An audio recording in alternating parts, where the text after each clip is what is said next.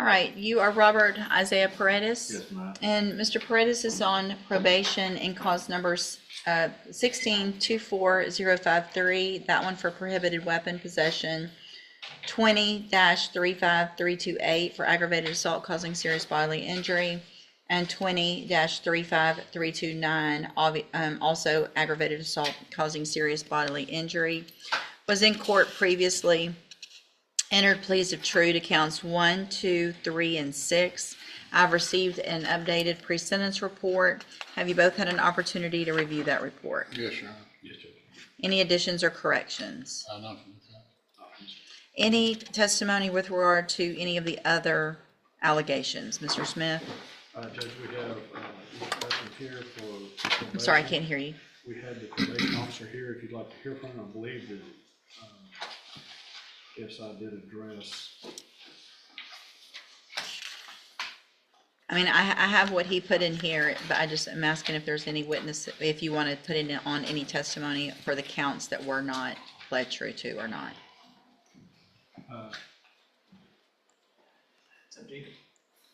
I would ask him a few questions if the state's not going to call him. So I guess we will do.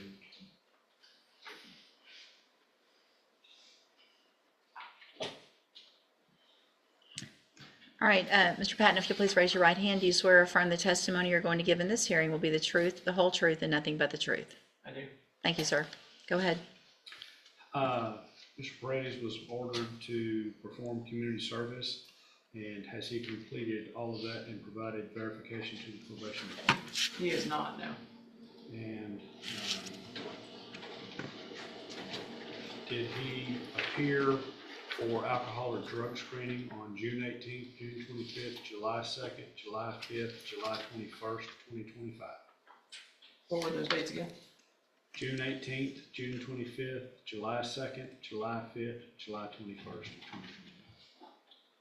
So June the 18th, he did not show. June the 25th, he did not show. July 5th, he did not show. And July 21st, he did not show. That's what it's. I guess I want to know with regard to community service, obviously what has he done out of any of it, if any? Your Honor, in cause number 16-24053, he has completed 169 hours out of the originally assessed 300, Okay. which leaves him with 131. He last performed community service on April 4th of this year. He worked with our work crew at my Beaumont office. He has not performed any of the community service in either of the other two cause numbers. Okay, thank you.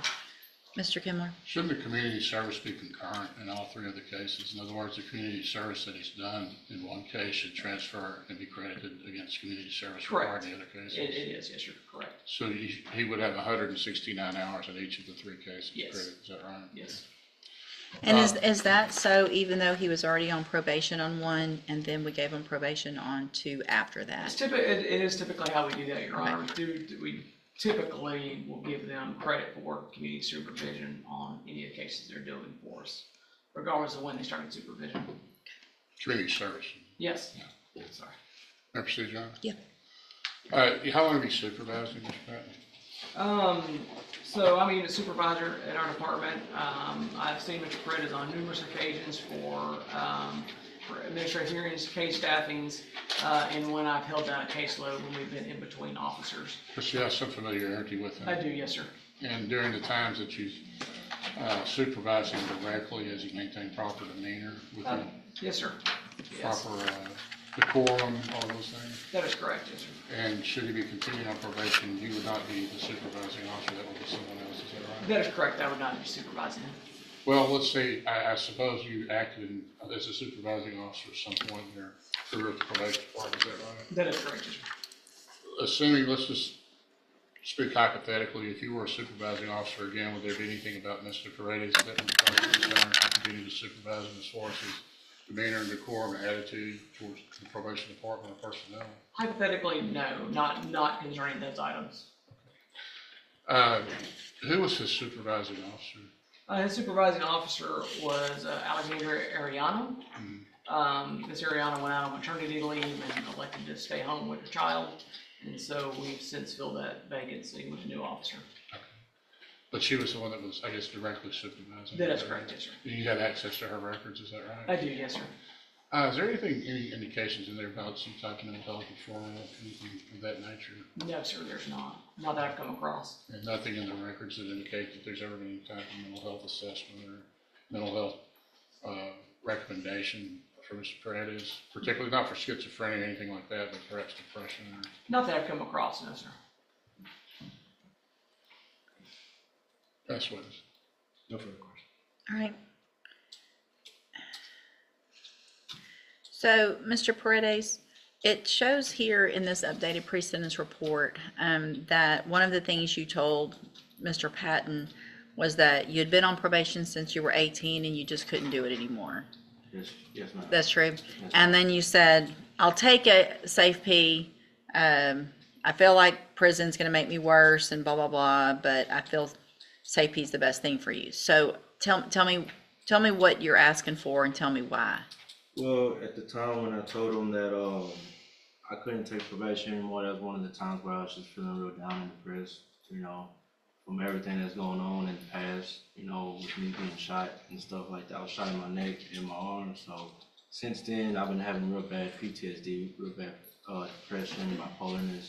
So, you know, there's some days where I'm good, some days I'm not, you know, some days I wake up on the wrong side of the bed from having nightmares, you know, and some days I'm just as happy as I can be.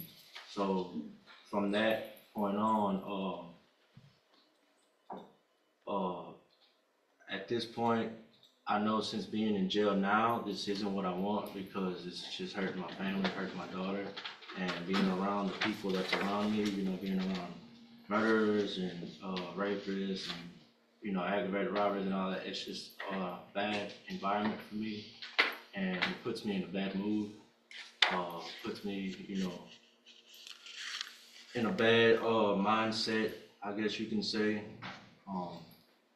And I did speak with the counselor I had that they assigned me for probation, and I did tell her those things, and they did recommend MHMR, but I never went just because I felt like it was I felt kind of low, you know, of thinking I would go to MHMR, you know, because Stigmatized. yes, sir. So at this point, I don't want to go to jail or prison. Feel like being in here, sitting in here, has helped me realize that my life is on the line and it isn't a game and it isn't a joke. And but I do need help mentally. I was prescribed Zoloft the last time I was in here due to my PTSD, but I never took it. Because I heard really bad things about it. But now I'm starting to realize maybe I should be on Zoloft just to control the urge of smoking weed and you know, that kind of behavior. I could ask him a few questions, Ron. Sure. I'm Wait, sorry, Ron. best you can, raise your right hand. Do you swear from the testimony you're going to give in this hearing will be the truth, the whole truth, and nothing but the truth? Yes, ma'am. Go ahead. Explain those facial tattoos to the judge. This tattoo right here is my daughter's birthday, 11/14/2017, and this is 9/16/22 is the day my cousin killed himself. He shot himself in the head. This was right after my uncle had passed of cancer, and my cousin who just passed away, his dad, my other uncle, had just passed due to cancer as well. That's why I turned myself in a week later after my warrant had came out. This tattoo on here is a heart and a music note. I got that for my ex-girlfriend, you know, just, you know, being dumb at the time. No gang affiliation. No gang affiliated tattoos on me. And you did turn yourself in on the warrant? Yes, sir. I did turn myself in. How are you maintaining employment when you're out? I always held a job. Even if it's working at Whataburger. What was your last job? Shipley's Donuts was my last job to maintain, because I got laid off. I was with Bechtel. I was a carpenter for Bechtel for about 1.5 years. At the LNG plant? Yes, sir. LNG terminal? Yes, sir. What were you out? You were a carpenter? Yes, sir. Scaffold builder? What were you? We were doing woodwork, building decks and Okay. carports and lunch tents and that nature. And as far as being shot, that actually, I know the court, in looking at his criminal history, these are serious cases as far as the aggravated assault, serious bodily injury. You were actually shot during that interchange, is that Yes, right, sir. by the other people? Yes, sir. And you had returned fire? Yes, sir. That's not I what, understand, Your Honor, but it's not, I don't want the court to think, He- I'm just looking at it, and I'm not trying my to. understanding from the version in the pre-sentence report previously, and I didn't represent him. my recollection of it actually, because it's not good when I remember you. The fact that you were already on probation for a felony, Right. and then you came in and you admitted that you went there to shoot, you went there to go shoot Christy, but, which is your child's mother, right? That's not true? No? So did you mean to go shoot the two girls that got shot, Alexis and Taylor? No, ma'am. Who'd you mean to shoot? I didn't go there to shoot anybody. I think as he explained it to me, he was going there to meet for sexual purposes, the two girls, and when he got there, he was set up in the parking lot, and then by other people there, by people who were gonna rob him, and in the course of that, there was a gunfight, but he wasn't going there to shoot anybody. All right, well, that's, He was again, going there for an illegal purpose, that goes against everything that was said and everything that he agreed to back then, because, That's correct, Judge. We were getting ready for trial on this case. Yes, sir. He was the aggressor. He was the one that fired first, and had he been a better shot, Alexis and or Taylor might Sure. have been killed, but he was there to go kill Christie. I didn't represent him in Okay. that, so I don't know. all right. Anything else? All right, Mr. Smith, argument? Judge, I would agree with the probation that I believe he's only asking for safety now simply because it's the only alternative he sees to prison. I don't think he's sincere about it. We have given him chance after chance after chance, and he has squandered, wasted, and even though he's a nice guy when he shows up, he does what he wants to do. That's evidenced by the jail reports that shows that they tell him to go back to his bunk and he just gets in the shower with his jumper on. And then when they write him up about it, then he says, man, fuck you. He has zero respect for authority or doing what's right, what he's supposed to do. I think prison term is appropriate in this case. The PTSD excuse is weak. He was the aggressor in the initial contact. And you can't claim that, well, I feel bad because I got shot by somebody who was defending two other women. So I would ask for pen time in this case. Anything else, Mr. Kimler? Well, it's difficult for me to address always with these jail incident reports without having the opportunity to cross-examine the person that made the allegations. So I would ask the court to consider the fact that that's not subject to, those allegations aren't subject to the rigors of cross-examination.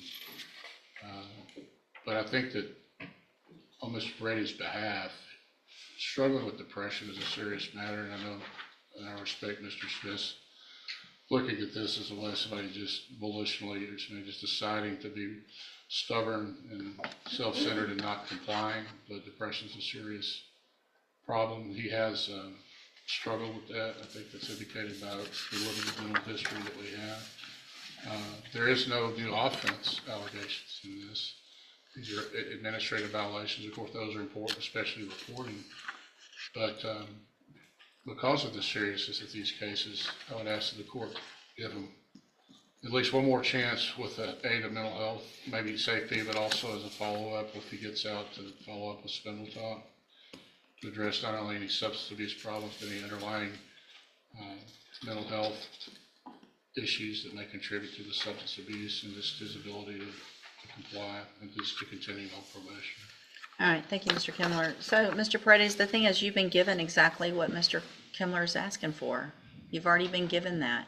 You said it yourself. They recommended Spindletop. They recommended medications. You made conscious decisions not to follow through with what they knew was best for you, which is part of your probation.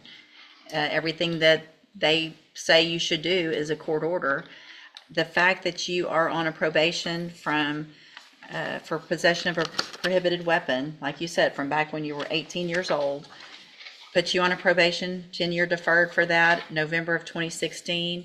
Then we're back here, you're put on probation for 10 deferred on 2 aggravated assault causing serious bodily injuries in March of 2022 for shooting 2 girls. And you got shot in self-defense. And it appears that there's no real reason for me not to believe that that's how it happened for a number of reasons. No one else was charged with aggravated assault for shooting you. All the police reports, everything that went through in those pre-sentence reports previously that I have copies of, all makes it appear to be true that you went there to shoot either Christy and or whoever else. And luckily we're not a good shot. One of the girls got shot 3 times and survived it. And for you to say you have PTSD from getting shot, I can't imagine what she has. I feel like you've been given every opportunity. And when I look back on some of these times where I give chances like I gave you, it's very frustrating and a little embarrassing because it looks like I was not really thinking clearly then. I understand that these are drug allegations. You've been getting opportunities to get help. I mean, you've been on probation since 2016 with every opportunity possible. So at this time, in cause number 16-24053, I'm going to, also based on the evidence presented today, I am going to find count 5 true. So that makes you pled true to counts 1, 2, 3, and 6. I'm finding count 5 true based on that evidence in each of the cases. Find sufficient evidence in that case to find you guilty, and at this time find you guilty of possession of a prohibited weapon. Sentence you to a term of 7 years in the institutional division of the Texas Department of Corrections. You will receive credit on that sentence for any time that you've been in custody that the law gives you the right to receive.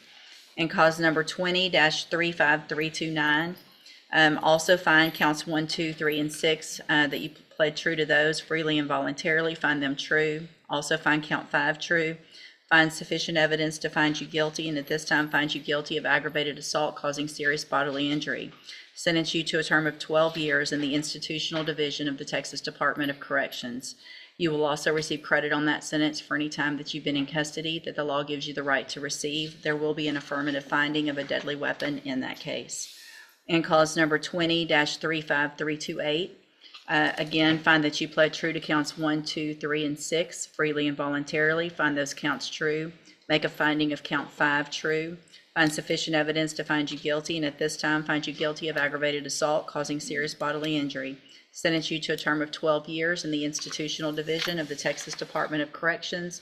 You will receive credit on that sentence for any time that you've been in custody that the law gives you the right to receive. There will also be an affirmative finding of a deadly weapon in that case. All 3 of these will run concurrently, which means together at the same time. I am going to hand you a trial court certification. These were not agreements. You do have some rights to appeal. You can talk to Mr. Kimler about that. I need you both to sign and fill out the bottom, and you'll get a copy. I'm also handing you a written admonishment regarding your ineligibility to possess a firearm or ammunition.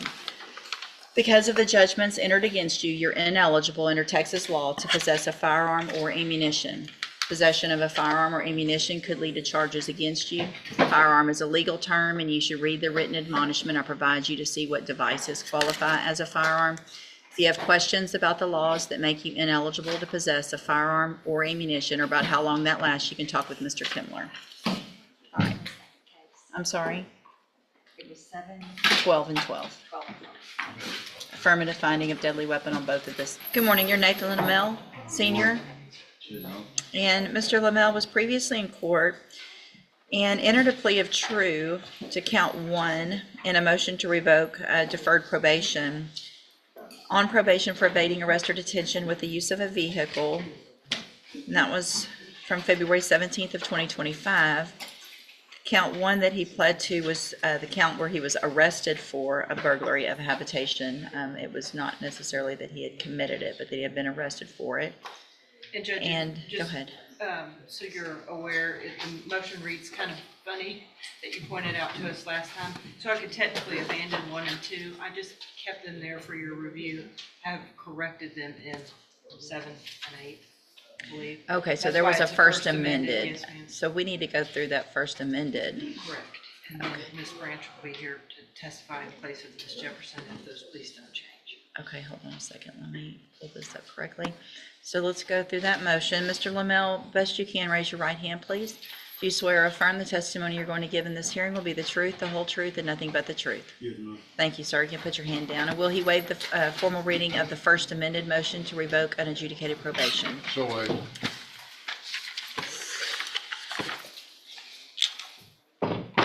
So again, and this is 24 DCCR 0826. You have a first amended motion to revoke your unadjudicated probation.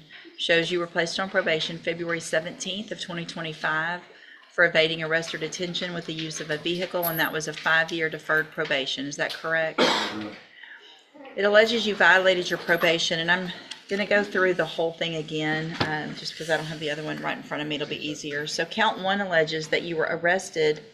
Okay, so did you want to, Abandon 1 and 2, Judge, and show that they're correctly reflected in the First Amendment 7 and 8 committed. all right, That's so, what you didn't like the arrested for last time? well, I mean, arrested for is fine, but it's not a violation Correct. of your probation. Correct. Okay, so 1 and 2 will be abandoned. So count 3 alleges that you failed to report as directed to the probation department March 5th and April 9th of 2025. And is that true or not true? True or not true? True or not? Count 4 alleges that you provided a urine sample May 1st of 2025 that tested positive for tetrahydrocannabinol. And is that true or not true? That's marijuana, THC.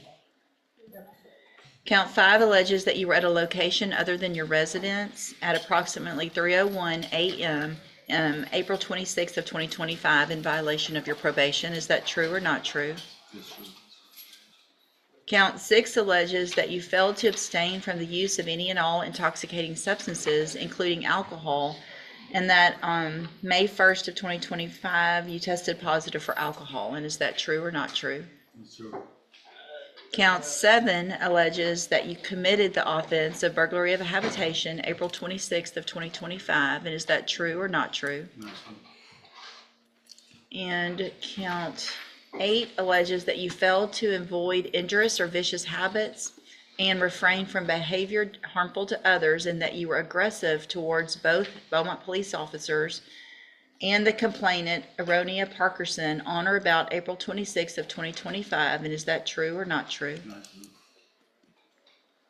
Count 9 alleges that you provided a urine sample May 1st of 2025 that tested positive for ecstasy. And is that true or not true? Your Honor, if I might, I don't think ecstasy is listed in the Controlled Substances Act. It would be MDMA.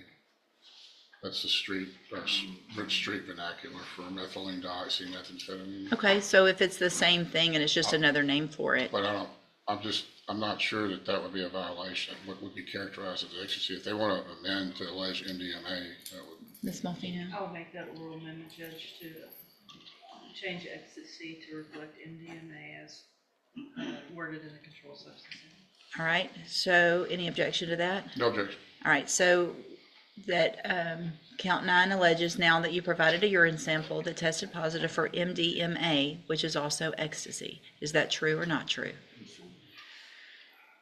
Did you enter your pleas of true to counts 3, 4, 5, 6, and 9 freely and voluntarily? Yes, ma'am. And because they're actually true? Yes, ma'am. All right, so with regard to the burglary of a habitation, Ms. Malfino, what is the state's position as far as wanting to, do you want some time to Judge, prove that, or? I will defer to whatever the court would like me to do. The complainant in that case has filed a non-prosecution affidavit and has also indicated to my office that she does not wish to cooperate in that case. Okay, I do believe Ms. Branch can testify with respect to that injurious or vicious habits in her reflection or read of the police report if Mr. Kimler wouldn't object. Otherwise, if you would like me to get those officers to detail his behavior on that night, I could do that, but she has not been cooperative with me. okay. Obviously, Your Honor, I would like the opportunity to cross-examine if the state does attempt to prove that up. I would just observe that whatever conduct Mr. Lamel did engage in didn't result in criminal charges being filed to the level of resisting or harassment or anything of that nature, retaliation. So we already did the updated pre-sentence report, and the recommendation in that report, it was unagreed, and The recommendation at that time was that he would benefit from both tracks of ISF. Can't do both tracks, but so go in and do the substance abuse track, followed by JCDI, anger management. Ms. Malfino, since it can't go if the other case is pending, I guess based on what you're telling me about the complainant in the other case, what is your position on that? To not proceed on that case, Judge. Okay, so there'll be a dismissal. If we and order him to ISF, I will file a dismissal today so that doesn't hold him up. If that's also Ms. Branch's. Is that still your position? Yes, ma'am. Cognitive track or substance abuse, you know? Well, substance abuse is clearly an issue.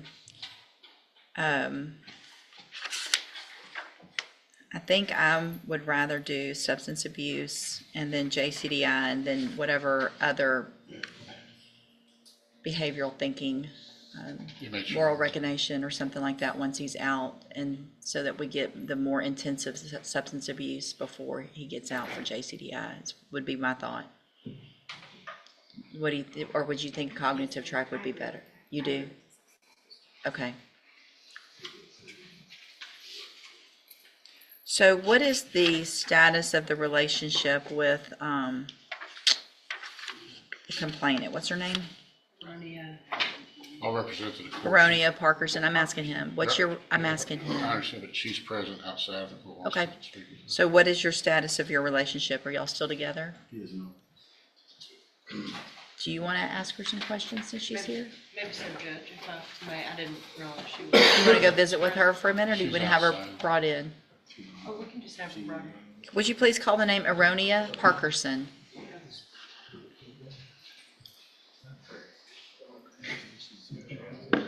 So, drug substance abuse. If you'll scoot over just a little bit towards your attorney. Ma'am, come right over here. You just come on up right here. Would you please state your name, please? Ariana Parkinson. And Ms. Parkerson, would you please raise your right hand? Do you swear or affirm the testimony you're going to give in this hearing will be the truth, the whole truth, and nothing but the truth? Yes, ma'am. Thank you. Ms. Malfino? Thank you. Ms. Parkerson, can you please describe for the court the nature of your relationship with the defendant, Nathan Lamel? He's my boyfriend. And is the gentleman in the orange to your left, is that Nathan Lamel? Yes, ma'am. Your may the record reflect that the witness has identified the defendant in this hearing. The record will so reflect. Judge, on Saturday, April 26th of this year, at approximately 6:15 in the morning, were officers of Beaumont Police Department dispatched to your home in reference to a burglary call that had been made.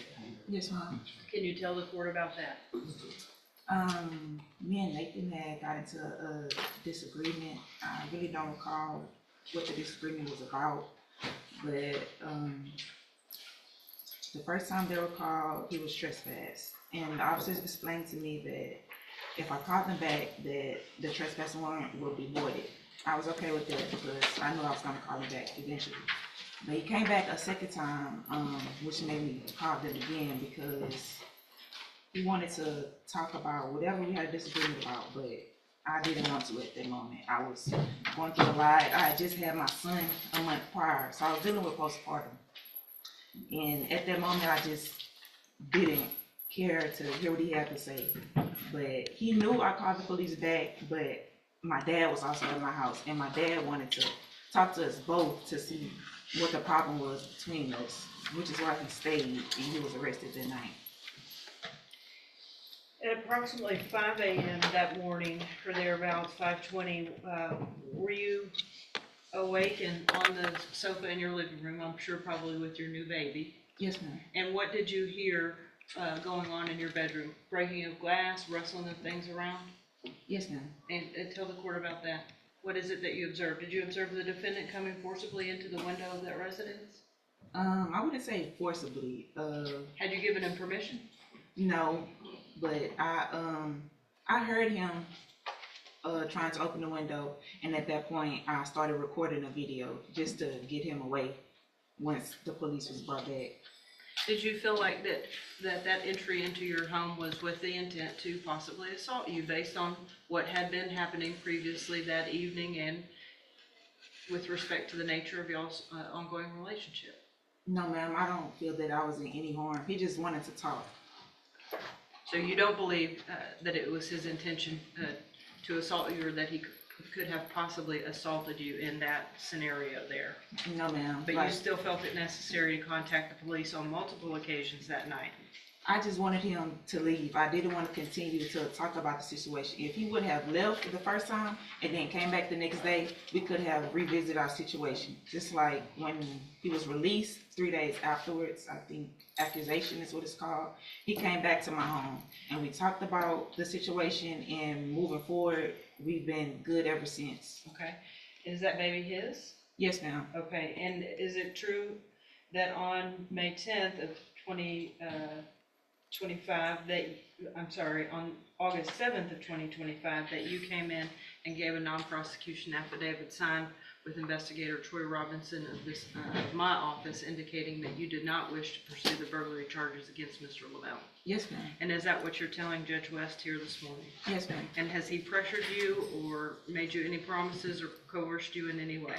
No, ma'am. I did this of my own free will. And do you understand that if those charges are dismissed, they're not going to be refiled? Yes, ma'am. And that you are taking your safety with Mr. Lamel into your own hands? Yes, ma'am. And are you asking the court to follow any agreement that she decides to make with respect to sending him to some substance abuse treatment, so that hopefully when he gets out, your relationship can be more productive Yes, ma'am. and he can help you raise those babies? Yes, ma'am. Thank you. All right, no questions. Thank you, ma'am. You can go have a seat. Okay. Not a good way to handle that situation, was it? No, ma'am. When you hear it out loud, how does that make you feel when you hear out loud what you did that night? A little disappointed. Not good for your baby, not good role model, not good for the relationship, and not good to keep you out of jail or prison, right? All right. So what I'll do then, based on that and based on her representations and probation's willingness to try to help you so that you can be successful, is I'm going to find that you entered your pleas of truth to counts 3, 4, 5, 6, and 9 freely and voluntarily. Find those counts true, find sufficient evidence to find you guilty and revoke your probation, but I'm not going to do that today. I'm going to follow this agreement, or not agreement, I'm going to follow the recommendation, and I'm going to continue you on probation. I am going to extend your probation for 1 year. I'm going to order that you enter and successfully complete the substance abuse track of the ISF program. And then when you're released, your aftercare will be through the JCDI program. You will also be required to follow any other new recommendations or classes with regard to making better decisions, cognitive thinking, things like that. This is all meant to help you be successful. I want to make sure you understand, though, that if you come back here again on another motion to revoke, you're probably not going to get the same. I'm sorry? I'm sorry, Your Honor. I didn't- Yeah, no, you're not going to get all of this again. Does that make sense? You're likely going to be going to prison, and you could go to prison for up to 10 years. You could do that today. I could send you to prison for 10 years just for the violations you've already had that you agreed to, the testing positive and all that. I don't need a new case. I don't need any of that. I can send you to prison today. I don't want to do that. I want you guys to work things out, but you've got to make things where that works in a very productive and nonviolent and non-confrontational, sober way. Okay? So probation will let you know what all, again, that you need to do, but you'll go from here to ISF. Once you get out, you'll be in JCDI. No violations. Okay? All right, good luck to you, sir. Oh. Before we begin, I'll let you know what we've proposed to see. Okay. If you even go any further or not. Okay. We were here a couple weeks ago on Mr. Byerly. It's my understanding, I had previously prepared for a hearing on those new offenses. At that time, the case was reset, so I did not have the officer subpoenaed for today. I can certainly get them if the court would like to hear from those. It's my understanding that he now intends to enter pleas of true to those new offenses. When we were here last, we had semi-made the suggestion of ISF/safe P. It came to my understanding that he's already gone to ISF, just from the reaction that the court kind of gave us to that, and in my extensive conversation with Ms. Johnson, we have taken that offer off the table and made an offer of 5 years in all 3 of the felony cases for a revocation, which would then make him a repeat offender if he's back in front of you. Okay. And that's your understanding and your agreement as well, Mr. Burbank? Yes, Your Honor, and we prepared paperwork and 3 indicated 2 MTRPs in the new possession. I only see 2. Is there another set of paperwork? I've got the 2 MTRPs. I don't And see the there's new also case. possession that I sent. So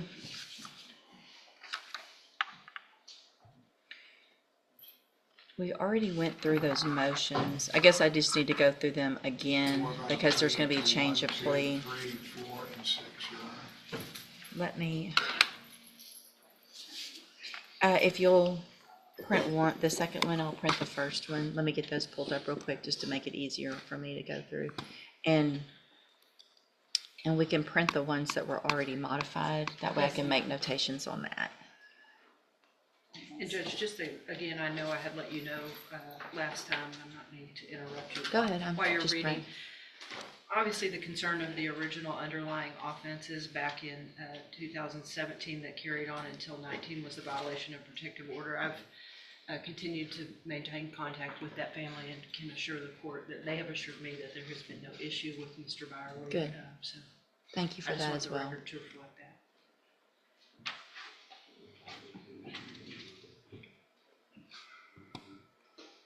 Okay.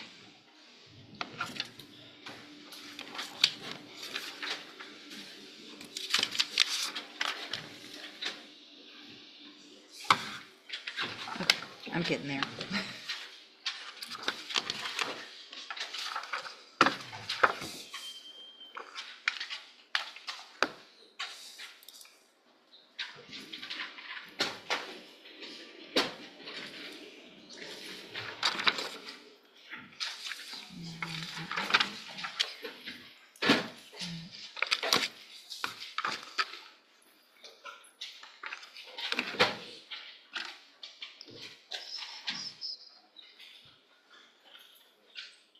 Okay, so Would it be better if I made an oral motion to withdraw previous? nope, I'm just gonna go back and, I'm gonna just rescind everything that we did at the previous hearing, and that way we start fresh from this hearing, and there's no mistake on what everyone's agreement is and what he's pleading true to, and we'll do all of that today.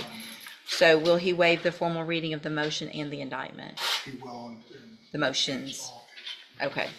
Mr. Byerly, in cause number 18-28800, I have a first amended motion to revoke your unadjudicated probation. It shows that you were placed on probation May 13th of 2019 for the offense of violation of a protective order. That's a 3rd-degree felony, and that was a 10-year deferred probation. Is that correct? Correct. And then in cause number 18-29063, I also have a first amended motion to revoke your unadjudicated probation. Shows that you were placed on probation May 13th of 2019, also for violation of a protective order, a 3rd-degree felony, and that was also a 10-year deferred probation. Is that also correct? Yes.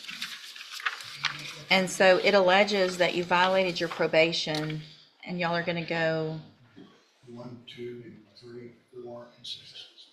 okay. The new offense that he's about to plead is the possession, right?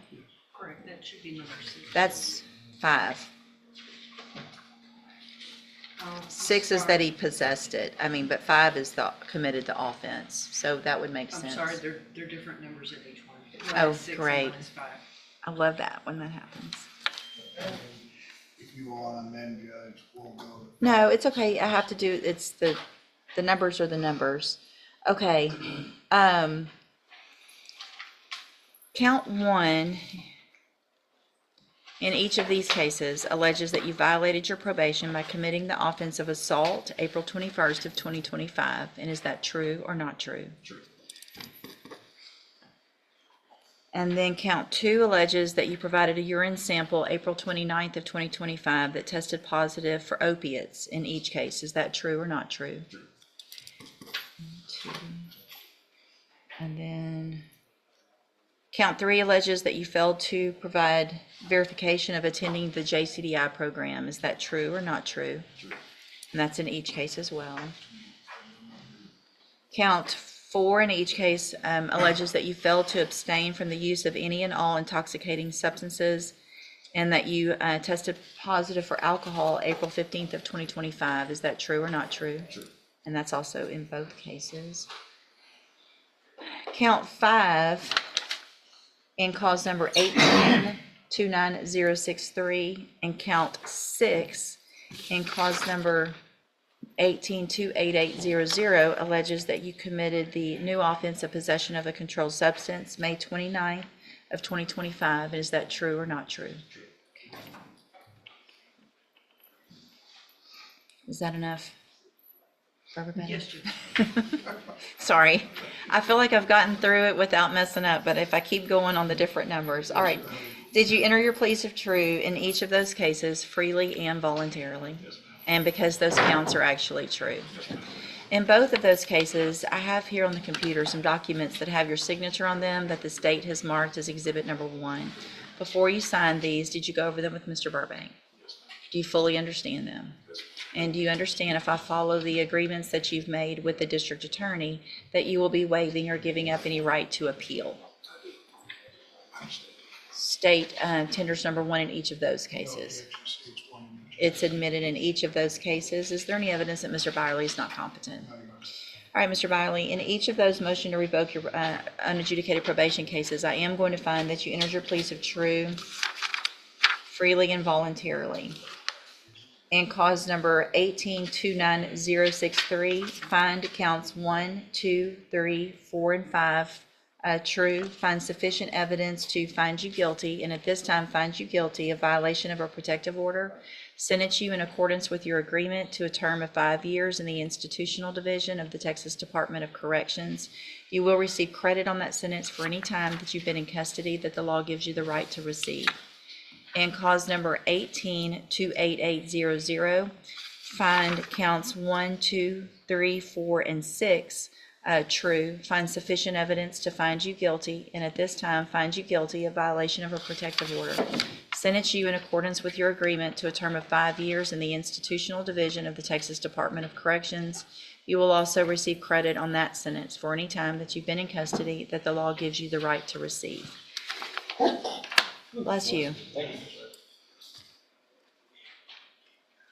Give me just a second now.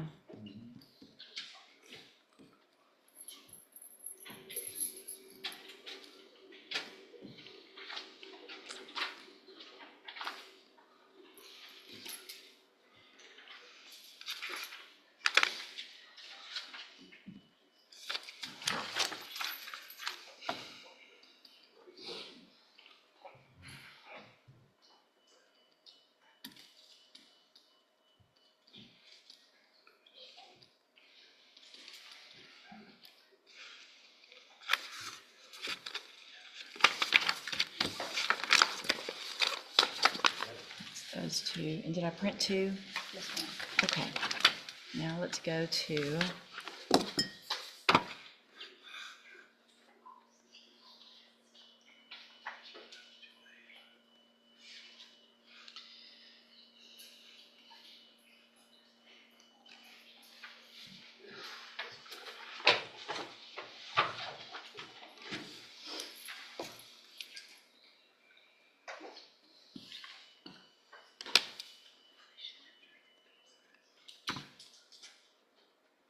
okay. Now, Mr. Byerly, in cause number 25 DCCR 0943, you're charged by indictment with a third-degree felony offense of possession of a controlled substance from May 29th of 2025. And how do you plead to that charge?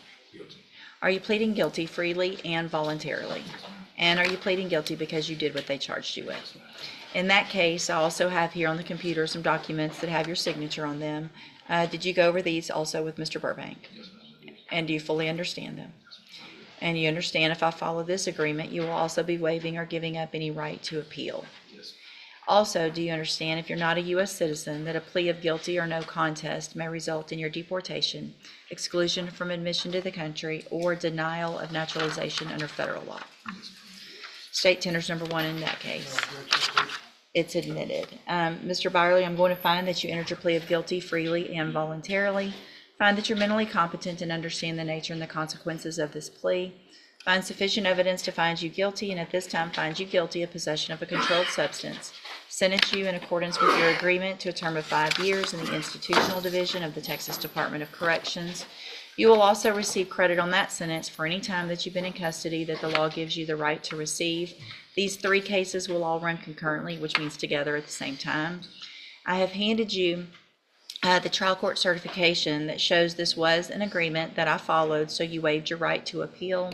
I've also handed you a written admonishment regarding your ineligibility to possess a firearm or ammunition. Because of the judgments entered against you, you're ineligible under Texas law to possess a firearm or ammunition. Possession of a firearm or ammunition could lead to... And that's where this courtroom chapter ends.